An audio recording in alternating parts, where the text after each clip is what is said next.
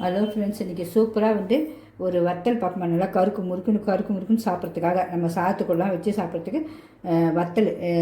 உங்களுக்கு நம்ம சென்னையிலலாம் ரொம்ப ஃபேமஸ். எல்லாருமே வருஷத்துக்கு ஒரு வாட்டி எல்லாருமே செஞ்சுருவாங்க. போட்டு வச்சுட்டு அதை நல்லா பெரிய பெரிய டப்பாவில் எடுத்து வச்சுருவாங்க. அது அந்த வருஷம் ஃபுல்லாக நம்ம மழை காலம்லாம் நம்ம வறுத்து வச்சு சாப்பிட்டுக்கலாம். அவ்வளோ டேஸ்ட்டாக இருக்கும் அந்த வத்தல். உங்களுக்கு ஈஸியாக சீக்கிரம் எப்படி குயிக்காக சொல்கிறதுக்காக நான் சொல்லி காட்ட போகிறேன். அதுக்காக கொஞ்சமாக எடுத்துருக்கேன்.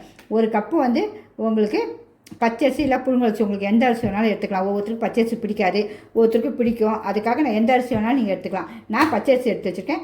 எந்த ஒரு கப்பு எந்த கப் இருக்குங்க அதே கப்பில் 1/4 போல் உங்களுக்கு ஜவ்வரிசி. இதை பாருங்க, இந்த ஜவ்வரிசி எடுத்து வச்சுருக்கேன். இது ரெண்டுத்தையும் நீங்கள் கழுவி ஒரு நிமிஷம் வெயிலில் காய வச்சும் போடலாம். இல்லைன்னா ஒரு நல்ல வெள்ளை துணி வச்சு நல்லா இப்படி நல்லா போட்டு ராவணிங்கன்னா அந்த அழுக்கெல்லாம் போயிடும். அதை அப்படியே மிஷினில் கொடுத்து அரைச்சிட்டு வந்துடணும். ஏன்னா கொஞ்சம் தான் நம்ம மிக்சியில் அரைக்கலாம். நம்ம மொத்தமாக அரைப்பும் போது மிஷினில் கொடுத்து அரைச்சிடணும். நான் அதேமாதிரி 2 கிலோ அரைச்சி வச்சுருக்கேன். உங்களுக்கு பாருங்கள், மிஷினில் கொடுத்துட்டு வந்து தான் அரைச்சிட்டு வந்து வச்சுருக்கேன். இப்போ அதில் தான் உங்களுக்கு அளவில் தான் வத்தல் செஞ்சு சொல்ல போகிறேன். இப்போ நம்ம இதே அளவில் இந்த ஒரு டம்ளர் நம்ம எடுத்து இப்போ செய்வோம். இதை என்னுடைய சமையல் முதலாக பார்க்குறதா இருந்தால் சிம்பா நியூ சேனலுக்கு சப்ஸ்கிரிப்ஷன் பண்ணிடுங்க ஃப்ரெண்ட்ஸ். உங்கள் ஃப்ரெண்ட்ஸ் அவர்களுக்கு ஷேர் பண்ணிடுங்க. இப்போ நம்ம அரைச்சிட்டு வந்தது வந்து ஒரு கப்பு எடுத்து வச்சுருக்கேன். நம்ம உங்களுக்கு வந்து நான் ஈஸியாக இருக்கிறதுக்காக ஒரு சின்ன டம்ளரில் சொல்லியிருக்கேன். நீங்கள் 4க்கு 1 வச்சுக்கங்க கணக்கு உங்களுக்கு. அதை இப்போ இதை வந்து நம்ம அப்படியே வச்சுக்கணும். அதுக்கு என்ன தேவைன்னு பார்த்துக்கலாம். உங்களுக்கு நீங்கள் முறுக்கு வச்சில் செஞ்சாலும் சரி தான், கையில் பிச்சு வச்சாலும் சரி, இல்லை இந்த ஸ்டார் வச்சு எதில் வேணாலும் நம்ம புரிஞ்சிக்கலாம். அவ்வளோ டேஸ்ட்டாக பொருன்னு இருக்குங்க. எண்ணெய்லாம் குடிக்காது, அவ்வளோ ஹெல்த்தி. அதுக்கு 4 பச்சை மிளகாய் எடுத்துப்போம். அந்த 4 பச்சை மிளகாய் நம்ம மிக்சியில் போட்டு ஃபஸ்ட்டு ஒரு ஓட்டிடுவோம். ஒரு பல்ஸ் அரைச்சி ஒரு ப்ளைனாக அரைச்சிடுவோம். அதுக்கப்புறம் மீதி எல்லாத்தையும் போட்டுடலாம். 4 பச்சை மிளகாய் காரத்துக்கு ஏற்ப உங்களுக்கு எவ்வளோ காரம் வேணுமோ அவ்வளோ. எனக்கு கொஞ்சம் காரமாக தான் வேணும். நீங்கள் குட்டீஸுங்களுக்கு கொடுக்குறதா இருந்தால் கொஞ்சம் கம்மி பண்ணி குறைச்சி 1 கம்மி பண்ணிக்கோங்க. அப்புறம் அதுக்கு சீரகம், அப்புறம் வந்து கருவேப்பிலை. ஏன்னா கருவேப்பிலை வந்து முடியெல்லாம் நல்லா வளர்ச்சி கொடுக்கும். அதனால் நான் கருவேப்பிலை யார் போடுறாங்களோ போடுறதுல நான் கண்டிப்பாக போடுவேன். ஏன்னா அரைச்சிடுறேன் பார்த்திங்கன்னா, அதனால் தெரியாது உங்களுக்கு. பெருங்காயம் போடனாலும் தூள் போடுறனாலும் போடுங்க, காயம் போடனாலும் போடுங்க. நான் வந்து காயம் தான் வச்சு போனேன். தூளோட காயம் வந்து நல்லா வாசனை இருக்கும். ஒரு 3 எடுத்து வச்சுருவோம். அந்த தண்ணி கொதிக்கும் போது நம்ம போடும்போது அது கரைஞ்சிடும் உங்களுக்கு ஆட்டோமேட்டிக்காக. இப்போ அடுத்து என்னென்ன செய்வோம் பார்த்துருவோம். இந்த பாருங்க, பச்சை மிளகாய் இந்த மாதிரி அரைச்சாச்சு. சும்மா நம்ம அப்படியே தண்ணி ஊற்றாமல் அரைச்சாலே அரைப்பட்டுரும் உங்களுக்கு. இப்போ இந்த கருவேப்பிலையும் சீரகத்தையும் போட்டு சும்மா கொஞ்சோண்டு தண்ணி லைட்டாக ஊற்றி அரைச்சிடும். ஏன்னா இந்த கருவேப்பிலை அரைப்படுறதுக்காக. கருவேப்பிலையும் சும்மா அரைப்பட்டோம். இருந்தாலும் ஒரு 1/4 டம்ளர் தண்ணி வேணும்னா ஊற்றிக்கலாம், வேணுனாலும் ஒன்றும் கட்டாயம் கிடையாது. கண்டிப்பாக தண்ணி அதுக்காக உங்களுக்கு சொல்லிட்டேன். இதையும் அரைச்சிட்டு வந்துடுறேன்.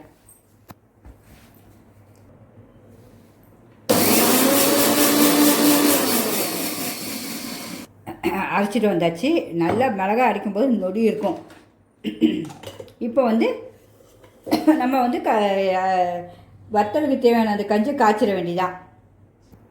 அந்த வத்தலுக்கு தேவையானது இந்த டம்ளரில் 4 டம்ளர் தண்ணி தேவை உங்களுக்கு.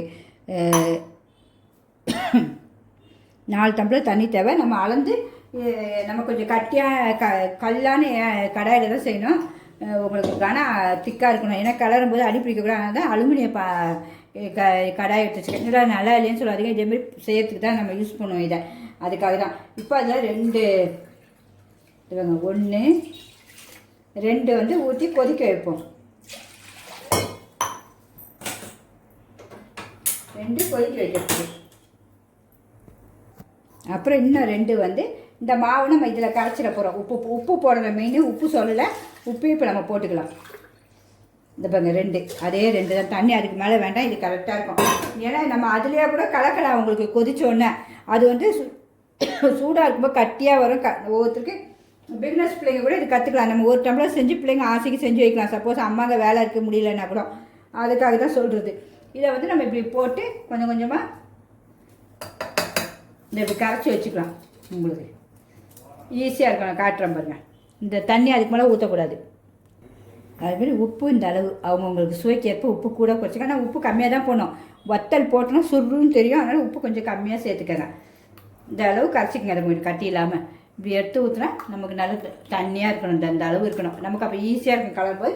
இப்போ அதுக்குள்ளே அங்கே வச்சுருக்கிறது கொதிக்குதான்னு பார்த்துருவோம் போய். அந்த 2 டம்ளர் தண்ணி இப்போ தண்ணி இந்த அளவு கொதிக்குது. பெருங்காயம் 3 எடுத்து வச்சுருக்கோம், அந்த பாருங்க, அதை போட்டுருவோம். அது பாட்டு கரையும். அப்புறம் அரைச்சி வச்சுருக்க விழுதை இப்படியும் ஊற்றலாம், அப்படி இல்லைன்னா இந்த இப்படி வடிச்சும் ஊற்றிக்கலாம். உங்களுக்கு ஈஸியாக சொல்லித்தரேன். ஏன்னா வடித்தா அந்த திப்பி இருக்காது. நம்ம எது செஞ்சாலும் ஈஸியாக இருக்கும். உங்களுக்கு புளியும் போது அந்த நமக்கு அந்த முறுக்கச்சில் போய் சிக்காது. வேறு ஒன்றும் இல்லை, அவ்வளோதான். புழிஞ்சாச்சு. இனிமேல் கொதிக்கட்டும். அது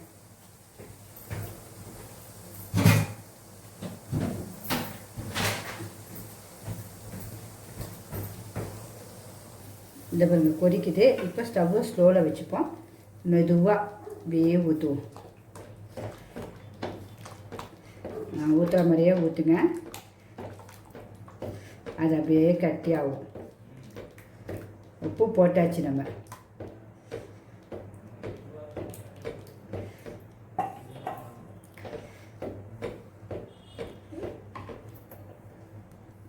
இங்கே பாருங்க, இப்போ 2 நிமிஷத்துல நல்லா கட்டியாக வந்துடும்.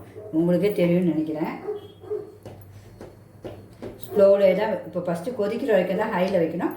அப்புறம் ஸ்லோவிலே தான் வச்சு கிண்டணும். நீங்கள் பொறுமையாக கிண்டிக்கிட்டே இருங்க. ஒரு 5 நிமிஷம் கழித்து நம்ம அப்படியே பார்ப்போம். இப்படியே தான் கிண்டிட்டு அதை இப்போயே உங்களுக்கு தெரிஞ்சு அப்போ தான் கொஞ்சம் கட்டி ஆகிடுச்சு பாருங்க. நம்ம ஊற்றின தண்ணியாக கரைச்சி ஊற்றுறதுக்கு அப்படியே கட்டியாகிடும். உங்களுக்கு நல்லா வேகணும். கிண்டி மட்டும் ஊட்டிகிட்டே இருக்கணும், இல்லைன்னா அடி பிடிச்சிடும். நம்ம அதை மட்டும் கிண்டி ஊற்றிக்கணும். உப்பு மட்டும் இந்த அளவில் டேஸ்ட்டு பார்த்துக்கோங்க. உப்பு கரெக்டாக இருக்குது. உப்பு கூட குறைச்ச போட்டுங்க. காரம் எல்லாமே இருக்குது. நம்ம இப்போ வடிச்சோன்னா சீரகம் உங்களுக்கு வாசனை இருக்காதுன்னு நினைக்காதீங்க. சீரகம் நம்ம அரைச்சோன்னே வாசனை இருக்கும். வேணுன்னா கூட நம்ம கொஞ்சம் சீரகத்தை போட்டுக்கலாம். அவ்வளோதான். இனிமேல் அப்படியே இருக்கட்டும். ஒரு 2 நிமிஷம் கழிச்சு திருப்பி பார்ப்போம். இப்போ பாருங்கள், நம்ம முன்னாடி பார்த்துக்கோ இப்போ பார்த்துக்கோ உங்களுக்கு தெரியும். இப்போ எவ்வளோ திக்காக வந்திருக்கு பாருங்கள். இன்னும் அது நல்லா திக்காக வரணும். ஸ்லோவிலே தான் வச்சுருக்கோம், நம்ம ஹையில் வைக்கல. நல்லா வெந்துச்சுன்னா நம்ம தண்ணி வச்சு தொட்டு பார்த்தீங்கன்னா கையில் ஒட்டாது உங்களுக்கு. அதான் பதம் உங்களுக்கு. அப்புறம் இல்லைன்னா மேலே வந்து அப்படியே திக்காக உங்களுக்கு நமக்கு அப்படியே ஆடை மாதிரி ஆகிடும் உங்களுக்கு. நம்ம சோறுலாம் வடிக்கும் போது தண்ணி பட்டா அப்படி ஆகல, அதே மாதிரியும் வரும் உங்களுக்கு. அது 2 தான் நமக்கு பதம். மெயின் வந்து உங்களுக்கு அந்த ஆடை படி தெரியாது பிள்ளைங்களுக்கு, பிகினர்ஸ் பிள்ளைங்களுக்கு யாருக்குன்னா நமக்கு பழகினவங்களுக்குலாம் தெரியும். அதனால் நம்ம நல்லா வெந்துச்சான்னு பார்க்குறது தண்ணியை தொட்டு கையில் இப்படி வச்சு தொட்டு பார்த்தீங்கன்னா வந்து ஒட்டாது. இப்போ நான் உங்களுக்கு காட்டுற பிறகு இப்போ ஒட்டும் கண்டிப்பாக. இந்த பாருங்க அப்படியே ஒட்டுது பாருங்கள். இந்த மாதிரி ஒட்டாது உங்களுக்கு. உங்களுக்கு தண்ணி வெந்துச்சுன்னா. இப்போ இன்னும் ஒரு 2 நல்லா வேகட்டும். அது பாருக்கு வேக தான் டேஸ்ட்டு உங்களுக்கு. இந்த பாருங்க இப்போ நல்லா வெந்துருச்சு.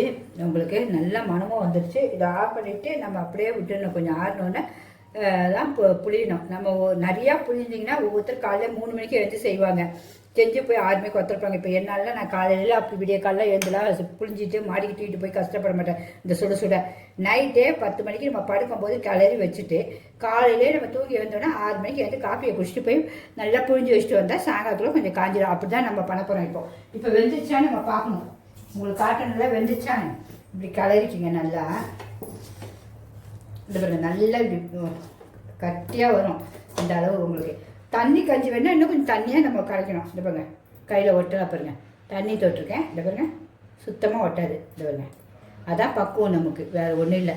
இப்போ நம்ம ஆஃப் பண்ணிடலாம். ஆஃப் பண்ணிவிட்டு நல்லா ஆறின உடனே நம்ம போய் மேலே ஊற்றிட வேண்டியதான்.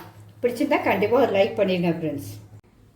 நம்ம எல்லாம் இது கரைக்கிற வரைக்கும் பார்த்தோம், கலர்றதை பார்த்தோம். இப்போ இறக்கி வச்சு நல்லா ஆற வச்சாச்சு ஃபேன் காற்றுல. இந்த இப்படி தான் இருக்கும். நல்லா ஆறினோன்னே உங்களுக்கு இனிமேல் நம்ம வந்து இதேமாரி அச்சுங்களில் நம்ம இடியாப்ப அச்சு இருக்குது பார்த்தீங்களா, அதே உங்களுக்கு காட்டிடுறேன். இடியாப்ப அச்சில் நீங்கள் எந்த இதுலனாலும் செய்யலாம். உங்களுக்கு இந்த ஸ்டார் மாதிரி போட்டு நீட்டாக செய்யலாம். இல்லை நம்ம முறுக்கு மாதிரி போட்டு முறுக்கு மாதிரி செய்யலாம். குழந்தைங்களுக்கு எது பிடிக்கும் போது. அப்புறம் ரிப்பன் பக்கடை அச்சு இருக்குல்ல, அது எதுனாலும் சரி தான்.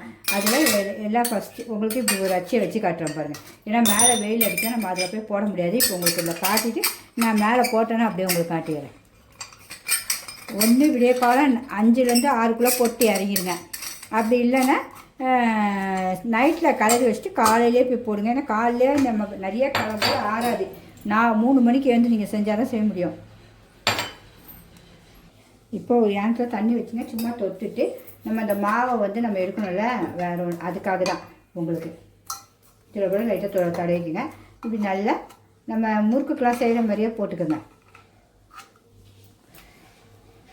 ஏன்னா நம்ம மாவு தொடும்போது ஒட்டாது கையில். உங்களுக்கு நல்லா வெந்துருச்சுன்னா அவ்வளோதான். இது இப்போ பாருங்கள், நான் உங்களுக்கு இது தட்டில் புழிஞ்சு காட்டுறேன் பாருங்கள். அதேமாதிரி இப்போ மேலே போய் நம்ம ஒரு நல்ல வெள்ளை வேஷ்டிங்களையோ ஒரு இல்லைன்னா புடவைகளையோ எதுனா சரி. இது பாருங்கள் இப்படி வந்துருச்சா. இப்படி அழகாக போட்டு இப்படி கட் பண்ணிட்டு இப்படி போட்டுடணும். நமக்கு சூப்பராக மேலே போய் உங்களுக்கு போட்டு காட்டுறேன். வெயில் அதுக்காக தான் இங்கேயே போட்டுட்டேன் உங்களுக்கு. இப்படி வச்சுட்டு இங்கே காலேருந்து சாயங்காலம் வரைக்கும் வச்சுருங்க. நல்லா ஆறிச்சுன்னா நம்ம சாயங்காலம் நம்ம தண்ணி தெளிச்சு எடுக்கிறதுக்கும் காட்டுறேன். இல்லைன்னா நம்ம இன்னும் ஒரு நாள் காய வச்சு தான் போனோம். அடிக்கிற வெயிலுக்கு ஒரே நாள்லேயே காஞ்சிரும். உண்மையாக பிடிச்சிருந்தா கண்டிப்பாக லைக் பண்ணுங்கள் ஃப்ரெண்ட்ஸ். இனிமேல் நம்ம மாடிக்கு போய் எல்லாம் புழிஞ்சிட்டு காட்டுறோம் உங்களுக்கு.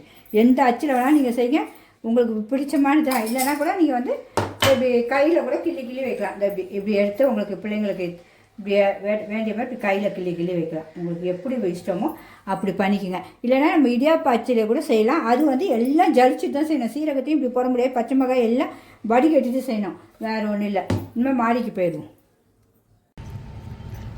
ஃப்ரெண்ட்ஸ். நம்ம பார்த்திங்கன்னா வத்தல் போட்டாச்சு. நம்ம கிள்ளியும் போட்டிருக்கோம், இப்படி நீட்டாகவும் போட்டிருக்கோம். அப்புறம் முறுக்கச்சிலையும் போட்டிருக்கோம். அப்புறம் இப்படி தட்டையும் போட்டிருக்கோம். எல்லாமே உங்களுக்கு அந்த ஒரு டம்ளர் அரிசியில் எல்லாமே வெயிலில் முறுக்கு புழிஞ்சாச்சு. நம்ம காஞ்சோன்னே பார்ப்போம். ஓகே ஃப்ரெண்ட்ஸ், நம்ம வத்தல் நல்லா காஞ்சிருச்சு. இது பாருங்கள், இப்படி ஒன்று கையில் வச்சாலே இப்படி வரும். நமக்கு இப்போ ஈஸியாக எடுக்கிறதுக்காக என்ன பண்ண போகிறோன்னா, நம்ம இந்த வேஸ்ட் இதை அப்படியே மடித்து இந்த இப்படி வத்தல் மேலே லைட்டாக தண்ணி தெளிக்கணும். நல்ல தண்ணி தெளித்து ஒரு 2 நிமிஷம் அப்படியே வச்சுருவோம். அது தண்ணி ஊறினோன்னா அது அப்படியே அழகாக பிக்க வந்துடும். வச்சோன்னா நம்ம திருப்பி ஒரு சொலவுலையோ இல்லையோ போட்டு ஒரு நாள் காய வச்சா வத்தல் எடுத்துடலாம். இப்போ இப்படி தண்ணி தெளித்து எல்லாத்தையும் கொஞ்சம் 2 நிமிஷம் ஊற வச்சுருவோம். அது ஆட்டோமேட்டிக்காக நமக்கு எல்லாம் வந்துடும்.